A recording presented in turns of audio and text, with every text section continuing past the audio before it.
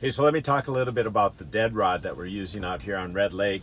A lot of times what you're going to find out, especially when it's a little tougher bite, you get a big bluebird sky day, maybe you're middle of the day, a lot of times that dead rod's going to catch way more than when you got good fishing and they're more aggressive, and maybe a jigging rod will do better.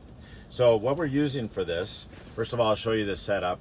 The rod we use is a snare rod. This is JT Outdoors. I've been using these for years. In the shack, I like using the 32-inch one. If I've got it out in a hot box, I like using the 36-inch one.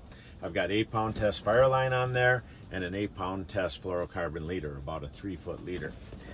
On the working end of this, what's been working good for us is these are called micro LED spoons. They're by Fish Daddy, and what they've got is a little light stick inside of them.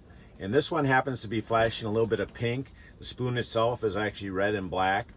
You can actually take that little light out and turn it off at night and then turn it off in the morning, so it lasts quite a while.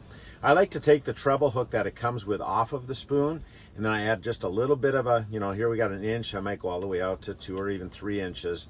A little bit of a leader on there, and to that we're going to hook a minnow. And the way we're going to hook that minnow on is simply take your minnow, go behind the dorsal fin, maybe halfway down to the tail even, and just barely pluck it into their back. That way they still got a lot of movement, they got a lot of action down there, and that leader, the reason I put that leader on, actually lets them move around a little bit away from the attracting spoon. So real simple to use these. Typically what we're doing is just running these down in the hole. Watch your depth finder, get it set so it's maybe 6 inches, sometimes a foot. We even had one day where 3 and 4 feet off the bottom was really good. You just kind of watch and see where the fish are swimming around.